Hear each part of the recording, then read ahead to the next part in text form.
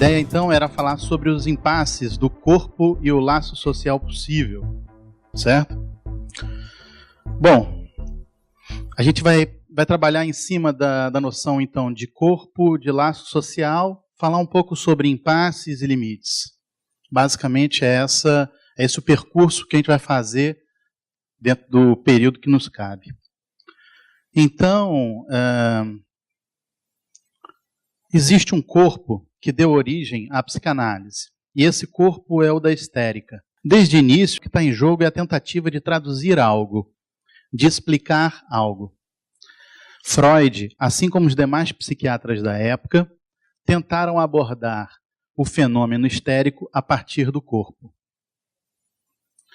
Se posso resumir, a ideia básica freudiana, vocês já devem saber.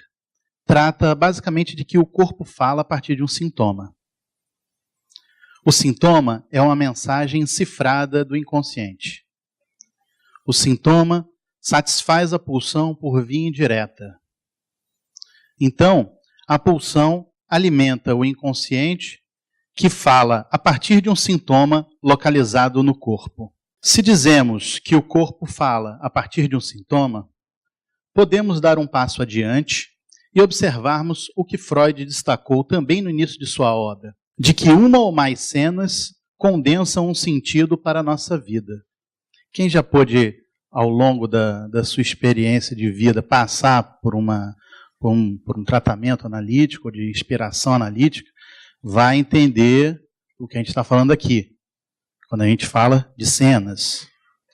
Freud chama de fantasia, de certo modo, a esses conjuntos de cenas que nos orientam em nossa existência e nos colocam em relação com o outro. Jacques Lacan, um psicanalista francês, faz também isso, chama de fantasma. Não vamos também entrar agora aqui na diferença conceitual entre fantasia e fantasma, mas vamos tomar o sentido geral para a gente se aperceber que o uso que fazemos do corpo depende diretamente da fantasia de cada um. Fantasia construída e vivida de modo sempre singular. Ou seja, as cenas que marcam nossas vidas, a gente experiencia elas de modo singular. Então, por exemplo, uma criança abandonada no meio da rua pode ser uma cena que marca a vida de muitas pessoas, mas vai marcar de um modo singular a cada uma delas. É esse o ponto que eu estou tentando trazer. De certo modo, podemos ainda dizer que, se partimos de um mesmo gnomon, eu vou dizer o que é isso, chegamos a todos os conjuntos de ficção humanos. Se a gente pode partir de um único ponto, e a gente vai chegar a toda a construção humana possível, simbólica, imaginária. Seja aí a literatura, o cinema, até as estruturas burocráticas, empresariais, a cultura e até mesmo, por que não, a ciência. Esse gnomo que eu acabei de me referir pode ser ilustrado com a seguinte figura. O gnomon, em grego, designa essa parte imóvel e vertical que tem num relógio solar. É ele que dá o certo tom, é o início, digamos assim, onde tudo pode ser produzido num relógio solar. E a mesma coisa, quando a gente está vendo aqui ao lado, vocês podem ver que a partir de uma estrutura de um gnomon, você vai poder construir estruturas. Tomando esse gnomon, a gente pode construir uma série de figuras que correspondem às mesmas proporções. De modo que, a partir de uma célula inicial, encontramos de maneira mais e mais extensa a mesma estrutura. Ou seja, a partir da folha, podemos conhecer a planta ou a árvore. Assim como a partir do osso de uma pata, é possível reconstruir um dinossauro. O conjunto da neurose está presente em uma formação do inconsciente minúscula, tal como um sonho. Essa é uma passagem que Jacques Lamelaire faz. Ele está falando sobre a invenção do delírio, um texto que está disponível até na internet, se vocês quiserem ler, que é onde tem essa referência do gnomo. Bem interessante. E eu sintetizo, então, para a gente seguir a cena, que a gente está tomando como cena traumática, certo? A fantasia e o sintoma, pelo que vimos, nos ajudam a construir a vida e o nosso mundo. O que será, então, que permanece por trás disso? Gustavo Dessau, um psicanalista, integrante da Associação Mundial de Psicanálise, que esteve conosco aqui na jornada da Seção Bahia, da Escola Brasileira de Psicanálise, ele nos auxilia. Ele fala assim, digamos por enquanto que isso que está por trás da cena, que está por trás da fantasia, por trás do sintoma, digamos por enquanto que se trata de outra coisa. Outra coisa com O maiúsculo e o C maiúsculo. Para destacar o fato de que, agachado, emboscado, escondido nas sombras do mundo, há sempre a possibilidade, a contingência de um encontro com um outro, com aquilo que poderia mudar tudo. Nós passamos por uma primeira parte que a gente tentou pensar dentro da solução de que o neurótico se organiza com o seu corpo da melhor maneira possível, não é? Agora a gente vai tentar pensar um pouco o corpo na psicose, de uma maneira simples também, tá bom? E para isso, a gente tomou como chave de leitura a ideia do mártir do inconsciente, que é assim que Jacques Lacan se refere ao psicótico. Se o neurótico é marcado pela linguagem, não é excessivo dizer que a linguagem na psicose é de caráter devastador. O psicótico, a quem Lacan denominou mártir do inconsciente, por sofrer como ninguém a erosão da língua, é para o clínico uma fonte inesgotável de saber. Um saber rigoroso que, em ocasiões, se eleva à genialidade, mas que, sob todos os casos, nos mostra os extraordinários esforços do sujeito para tentar sobreviver à loucura. E a gente vai tentar acompanhar um pouquinho do que são esses esforços. Para ilustrar a especificidade do corpo na psicose, escolhi 3 expressões clássicas da disfunção da imagem corporal: a hipocondria, a síndrome de Cotard e o fenômeno do duplo. Creio que vocês já tenham visto, quem é do campo psi, mesmo quem está em formação, parece que é capaz de já ter trombado ou em estágio ou em livro com isso que a gente chama de hipocondria, síndrome de Cotard ou fenômeno do duplo. A hipocondria. A ideia basicamente é que o hipocondríaco pensa o corpo e ele pensa o corpo a todo momento.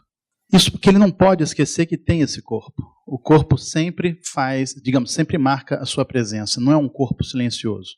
E ele tenta sempre se proteger da angústia, mas é sem sucesso. Na psicose, a questão do corpo é muito mais difícil, porque a defesa é muito mais fracassada. Nós estávamos falando agora há pouco de defesas da fantasia, a gente estava pensando no sintoma, a gente estava pensando nas cenas, né?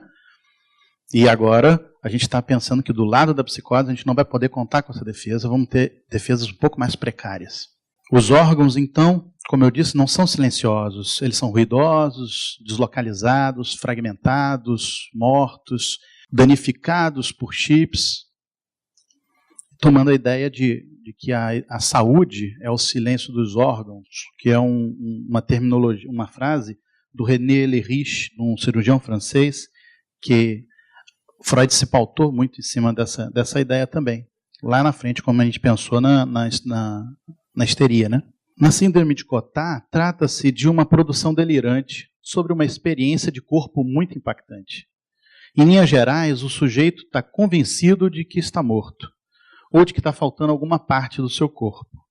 Pode assegurar que não tem pulmões, ou que o estômago desapareceu, que o coração não existe, ou então não está mais batendo, que a pele está em putrefação. Isso nos mostra, então, que é necessário que haja algo além da biologia para a gente determinar o que é a vida. De que alguma coisa precisa ser acrescentada ao corpo biológico dito vivo, para que a gente tenha a experiência de estar vivo. O fenômeno do duplo, na psicose, onde a decomposição subjetiva é máxima, a gente está falando de um corpo que não consegue se fechar, ele está sempre fragmentado. Esquizofrenia, também me parece que, né, a gente já deve saber de onde vem, e é seria o paradigma máximo do que a gente está falando aqui, onde a problemática no corpo se apresenta de modo mais intenso. A imagem pode se tornar, como no caso do duplo, completamente independente. E pode se espalhar de uma maneira alucinatória pelo mundo. Freud, no seu texto Inquietante, É um texto de 19. Ele diz para a gente, basicamente, de que ele toma a ideia do duplo de Otto Rank, que fazia parte da sociedade viena, né? E Otto Rank tinha uma ideia interessante, porque ele falava que o duplo teria algo de você tentar ultrapassar a morte. Se eu tenho um duplo meu, eu estaria salvo da morte. Essa era um pouco da ideia dele. Mas Freud faz um certo redobramento sobre isso, para dizer para a gente que o duplo, digamos, se ele parte da garantia de sobrevivência, né, ele passa depois a ser um inquietante estrangeiro da morte. E como exemplo maior, para mim particularmente, embora tenha um conto do Hoffmann, do Homem da Areia, eu gosto particularmente do Orlá, que é um conto do Guy de Maupassant, que também é muito fácil para quem não teve acesso ainda. E basicamente a história é um homem dentro de casa com um duplo que se dá a ver nos reflexos dos espelhos ou como vultos pela casa. Não vou estragar o prazer da leitura de quem não fez ainda para contar o final, mas posso dizer que é uma leitura intensa e curta, é agradável. Quando Freud postulou que na psicose o delírio é uma tentativa de cura, ele fez isso quando estava com o presidente Schreber, estava fazendo comentários sobre o caso paradigmático de psicose para a psicanálise. E ele disse que isso é uma tentativa de cura porque tenta restabelecer o sentido do mundo, né? Então, no momento inicial de uma destabilização psicótica, para quem já pôde acompanhar, ou de casa, ou de algum estágio, ou de lendo mesmo, vai poder ver que a destabilização ela surge a partir de uma perplexidade, de um vazio de sentido que toma o sujeito doente e o faz testemunhar que as coisas saíram de seu lugar. Nada é mais como antes. Não tem mais certeza sobre nada. Às vezes, tudo começa a partir de um signo discreto, de algo que não vai bem, passando a abarcar mais e mais da vida do paciente. Sensações no corpo, olhares e vozes, inicialmente sem sentido, podem surgir. É apenas num segundo momento que o trabalho do delírio se inicia, tentando, de certo modo, suturar esse vazio de sentido e restabelecer o mundo e o universo, a partir de uma narrativa muito singular e, na maioria das vezes, muito difícil de ser coletivizável. Por exemplo, se a gente diz que engendrou Lula, fica difícil. Se dizer que é filho do Fernando Henrique Cardoso, fica difícil sustentar. Mas se, por exemplo, eu deliro que sou um psicanalista, talvez fique um pouco mais fácil de coletivizar isso. A essa altura, vocês já podem ter percebido que a noção de alteridade do outro está se liquefazendo. Esse termo líquido, que o Rogério já pré-sinalizou para a gente muito bem, veio a partir de Zygmunt Bauman, e ele utiliza para falar dos laços contemporâneos. E observar os dias de hoje é um bom modo de nos apercebermos das falências das garantias, de Deus, do Pai, da lei, como um modo de sustentar o laço social, pois o outro, paulatinamente, vai se degradando. E não temos muito mais essas garantias. O processo eleitoral pelo qual passamos hoje nos mostra isso. Não há mais verdades imutáveis nas quais nos fiarmos. Não existe mais verdade. Não existe mais, acho que nem pós-verdade. Não sei mais o que é fake news e o que é true news, não sei. O estranhamento vem caminhando, então, do outro, e isso é interessante, para o corpo próprio. E precisamos aprender a lidar com a inquietante estranheza que nos acerca. É sobre isso que falaremos no próximo tópico, ao abordarmos o laço social a partir de um videoclipe. Como conclusão dessa parte do corpo, podemos nos aperceber que a imagem do corpo, caracterizada pela desintegração progressiva de todas as certezas, que acontece hoje, isso é exemplificado, né, de modo absurdo, é objeto de adoração, a imagem do corpo, porque ela é eterna e imortal, e esconde esse mundo secreto e invisível de um outro corpo, onde palpita o mistério da vida. Esse corpo, que está aquém das palavras, que a gente não consegue falar dele, compõe-se mais de peças avulsas, de bordas, de buracos e furos, que fogem às concepções clássicas da lógica aristotélica e da boa forma da Gestalt. Enfim, se para a neurose e para a psicose, se para a neurose a cena e a fantasia cumprem papel importante no velamento dessa coisa, desse outro corpo, dessa outra coisa, opaca e sem sentido, que está aquém do corpo biológico, na psicose o delírio tenta cumprir essa função. Relembro aqui artigo que publiquei na semana retrasada no jornal à tarde. Chama-se Isso Não é América, e vocês podem acessá-lo no próprio site da Ulyst. Sinteticamente, baseei-me no clipe This Is America, Isso é América, né, do cantor norte-americano Childish Gambino, que causou uma grande agitação em toda a internet. Procurei mostrar que, se por um lado a música faz uma dura crítica à violência historicamente impetrada aos pobres negros dos Estados Unidos, por outro lado, o que é transmitido pela música ultrapassa essa crítica. Ela nos leva a tentar interpretar o isso, de Isso é América, para além de uma luta por direitos do negro. Esse isso guarda uma relação visceral é bem interessante, porque é bem interna, com uma experiência opaca, a opacidade foi citada também no trabalho do Rogério, e que interroga incessante cada um de nós. A nossa inquietante estranheza, que permanece invisível ao olhar, tem a ver com a dimensão do corpo esburacado que falamos anteriormente, da outra coisa. Se vocês puderem perceber, é como se algo dessa outra coisa estivesse aqui, numa espécie de um turbilhão, num torvelinho que não consegue sair, para quem está do lado, né? Fechado autisticamente, numa certa satisfação independente do outro, e que em algum momento precisa ter algo que catapulte isso para um que a gente está chamando aqui de diálogo da intersubjetividade. Isso é um gráfico que eu peguei, na verdade, da tese de Marcelo Veras, mas que eu achei tão interessante que eu resolvi trazer. Então, algo de um gozo, de uma satisfação, que às vezes é mortífera, dessa outra coisa, desse corpo aquém da palavra, a gente vive de uma maneira reiterada. Em determinado momento, algo passa. Certo?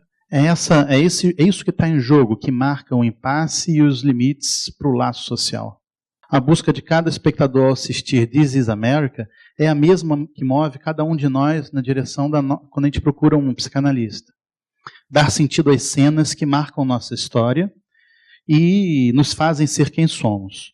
É um trabalho que se tece na elaboração de interpretações dos nossos porquês, até o ponto de não conseguirmos falar bem, tangenciando um ponto de horror mais opaco às palavras.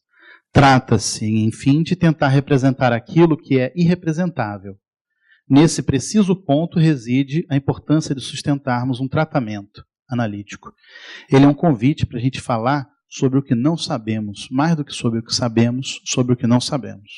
O Hospital Dia da Ulyst, e aqui eu já passo para a última parte, quando a gente fala sobre os impasses e os limites, o Hospital Dia da Ulyst é um espaço que está destinado a fornecer uma atenção específica, cuja complexidade requerida é maior do que oferecida no atendimento ambulatorial, mas que também é menor do que uma internação integral exigiria. De certo modo, é um lugar onde a gente acolhe o paciente na sua singularidade e onde a gente procura dar continuidade a um tratamento de modo mais intensivo ou menos intensivo, mas sempre pensando no que a gente toma como perspectiva, que é acolher o paciente a partir do seu singular modo de estar no mundo. Singular modo de estar no mundo vai estar envolvendo aquele torvelinho, aquela parte que não passa para o laço social. E para isso a gente conta com grupos de fala. O grupo de fala tem como principal função, acompanha a principal função do Hospital Dia, que é de promover o restabelecimento e ampliação dos laços sociais possíveis. Para isso, é importante a gente auxiliar cada paciente a conseguir lidar com esse ponto enigmático que localizamos em cada um de nós, de modo a conseguirmos enlaçar famílias, amigos, vizinhos, colegas de trabalho, propiciando uma continuidade entre o que está intra e extramuros também do Hospital Dia. No grupo Limites, e esse é um grupo que nós temos, é um grupo específico, que vai acontecer nas quartas à tarde, no Hospital Dia, né? O nosso objetivo é discutir sobre os limites de cada um. Falta limites para você? Ou você se sente muito limitado na vida? Perguntas como essa iniciaram nossas atividades. Mas qual não foi minha surpresa, então, quando cada paciente pôde falar que há sempre algo excessivo dentro de si? E essa palavra me marcou ali. Quando ele falou excessivo, começaram a falar excessivo e eu resolvi segurar por aí. Vamos ver o que a gente vai conseguir produzir, né? Tudo se iniciou, então, num dia em que uma paciente que estava em estado de mania, que participava do grupo, contaminou a todos com seu excesso. Um excesso de fala, de volume de voz, de ideias, de movimentos. E assim, ao longo de vários meses, a partir desse gancho, de algo que captura todo mundo naquele grupo, desse excessivo da paciente, e que a gente começa a nos remetermos aos nossos excessivos, ao longo de vários meses, e a gente começa a falar sobre isso, sobre algo bem nosso, mas que resiste às palavras, que se expressa no momento da doença, que nos dá determinados sintomas, essa outra parte importante, que nos leva a tentar nos protegermos desse excessivo de maneiras bem particulares. Esse algo em excesso, que marcou cada um dos encontros, é ao fim e ao cabo, nada mais do que aquela parte do nosso corpo que não se reduz às palavras e que dá limite ao laço social. Eu tive também a felicidade de poder participar, assim como tive a felicidade de participar do Hospital Dia, de um projeto que depois, inclusive, foi alvo de um documentário chamado Loucura Entre Nós. Talvez já tenha ouvido falar. E eu pude coordenar esse projeto por não sei quantos anos, né? Uns 7, 8 anos talvez. E eu estava me preparando para vir para cá e tentando pegar algo que pudesse trazer de vida, de ligado aqui à prática da gente. E achei um relato do meu relatório de 2006, e resolvi trazer para cá, porque eu achei bem paradigmático. A ocasião, todos reclamavam na última reunião do ano, no ano de 2006, sobre os fuxicos que acontecem entre os colaboradores. E só um detalhe, o Criamundo ele tinha 2 frentes de trabalho, um modo de reinserção no mercado de trabalho formal e informal, certo? O mercado informal era a partir de artesanato, com produtos com excelente qualidade para venda. Então, esses fuxicos aconteciam durante os espaços das oficinas, onde estava todo mundo trabalhando, era um espaço aberto, inclusive na sede da Escola Brasileira de Psicanálise. Falando sobre a palavra fuxico, eles chegaram com risadas e até um certo espanto à associação do sentido com o fuxico, objeto artesanal que compunham as belíssimas produções que faziam. Aproveitei esse gancho para pensarmos na metáfora da costura das unidades de fuxico, porque cada unidadezinha de fuxico precisa ser costurada para poder ter uma obra de arte. Assim, a equipe que se estranha, que aperta ou folga pontos, procura, a partir do fuxico possível do laço social, se manterem unidos. Ao terminarmos a reunião, uma frase foi dita por um dos colaboradores e consentida pelos demais. Ele disse: "Eu faço de um jeito, você faz de outro, mas todo mundo aqui tenta sempre seguir adiante no projeto. Uns falam de mais, outros de menos." Eu acho que é exatamente assim na vida de cada um de nós, com ou sem transtorno mental. É isso que eu tinha para dizer. Obrigado.